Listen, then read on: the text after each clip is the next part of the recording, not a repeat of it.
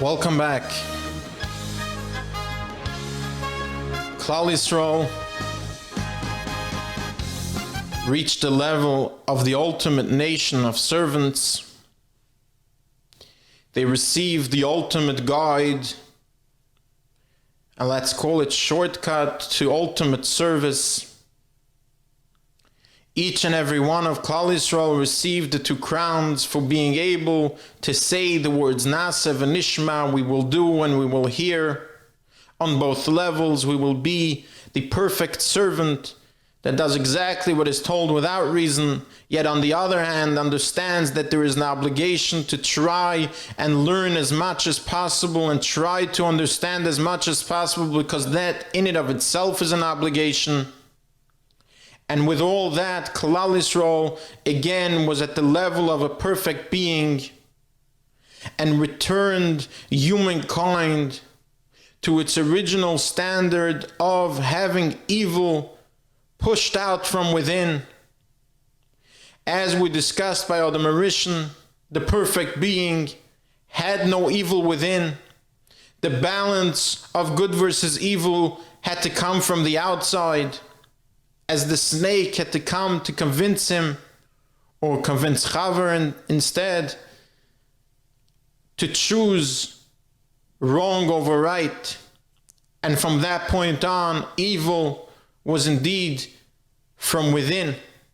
But now Klal Yisrael finally, with all it went through the generations of filtering out the evil, was back at a point where the evil was pushed out from within, and humankind, the human being, was back at a level where it was able to, and indeed was at a point where it was at the capacity of being able to reach the ultimate purpose of the world in very few steps, as we will discuss.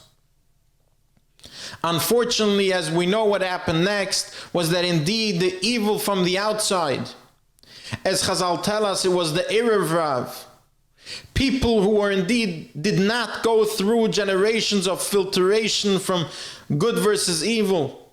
People are just connected to Klal Yisrael for pure the glory and the joy that they saw Klal Yisrael enjoys. People that indeed did not come to receive the Torah as a guide to be a servant, but rather they came to enjoy themselves. They came out of their own will and their own reason. Those people brought with them an incredible evil. They brought with them the ultimate thing that we struggle with to this day. They brought with them the idea, I cannot live a life where I just have to be faithful to something I cannot see. I need to be able to see it to believe it.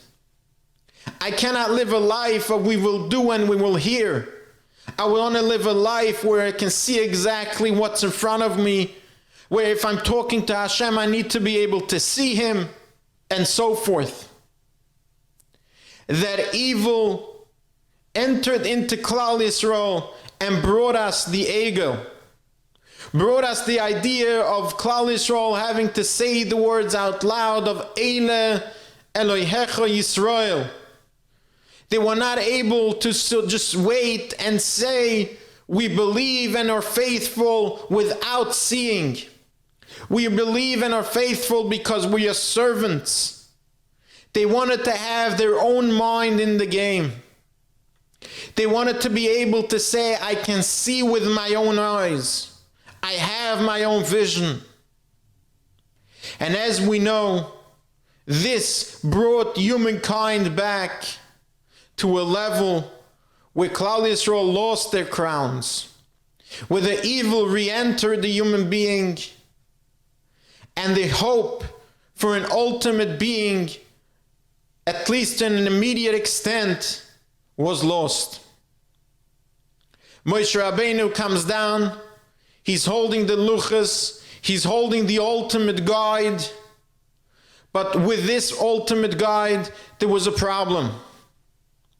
Because by the word of this ultimate guide, Klal Yisrael could not survive.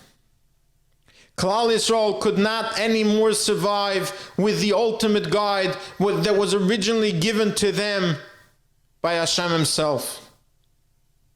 So Moshe Rabbeinu, being the ultimate servant, understanding that his ultimate service and understanding that his ultimate obligation that Hashem gave him, being the shepherd of Klal Yisrael, was to protect Klal Yisrael even from themselves, no matter the cost.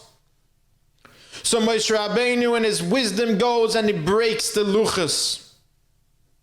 Moshe Rabbeinu states that a guide that would Rahman al-Islam bring annihilation is not something that would help this world in any way. It would not bring the world to its purpose. It would not be in service of the Master and Creator, as indeed it goes against his own children. Moshe Rabbeinu breaks the luchas and first things first goes and destroys the egel, goes and diminishes it to dust, and shows Klal Yisrael, no matter what, no matter who comes to tell you anything, an idea of wanting to see with your own eyes, having your own vision, is something that will not exist and could not exist in this world. One cannot be a servant while at the same time saying, I need to understand and I need to see. It is an absolute contradiction to service. When he's done telling that to Klal Yisrael, he goes back up to Shamayim, he goes back up to Hashem to indeed go and bring a new guide. This time, however, Hashem tells him, in order to bring a new guide for human beings that now have evil within them, this has to be written by you. This has to be written by a human hand. Moshe Rabbeinu, the ultimate servant, the ultimate being, is now the intermediary to write new luchas, new aseres hadibros, a new guide that will be able to not only be a guide for ultimate servants, for an ultimate nation, but will be a guide that can help lead a nation to become again the ultimate being. To help lead a nation, to show them that indeed by using this guide, by using the shortcuts created within the words of this guide, they can indeed get the evil out of them. They can indeed again become the ultimate servants. They can indeed reach the level of Moshe himself, the ultimate servant. Moshe Rabbeinu, as he brings back this guide to Klal Yisrael, and he starts teaching it to Klal Yisrael, and he starts going through every step of the way, is showing them again and again and again that there is only one thing that they need to remember. They need to remember that they are servants of a master, that they are servants of a master that took them out from enslavement to a human king.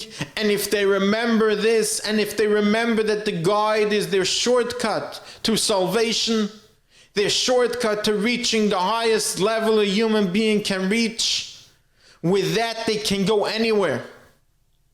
We won't go through every step of the way, but indeed, if we look at the rest of the journey Klal Yisrael took to reach Eretz Yisrael, we see that this was their struggle again and again and again. When the Meraglim said, we need to go check out, we need to see with our own eyes what Hashem prepared for us. When afterwards they were told not to go to Eretz Yisrael, and they indeed tried to go themselves because now they understood that they do want to go. Every step of the way they were trying again, the evil within them was trying to say, I still want to see a little bit. I still want to see somewhat of an understanding of why I need to do things and how I need to do things. And Moshe Rabbeinu was there every step of the way to again bring them back and tell them, in order to become servants, in order to reach ultimate service, in order to reach the land that is capable of being the home of ultimate service, in order to reach the land and Yerushalayim and the Beis Abchira that will be the home that Hashem himself will say, with the service that you do here, I can come and rest within you. You need to be able to forfeit any want and wish for reason. In the coming episodes, we will continue the discussion and see to what extent Moshe Rabbeinu saw how much Klal Yisrael reached in levels of understanding of giving up their own logic towards service of Hashem, and how indeed that was the only thing that brought them into Eretz Yisrael. Thank you again for joining me. I look forward to continuing this discussion with you. Have a wonderful day.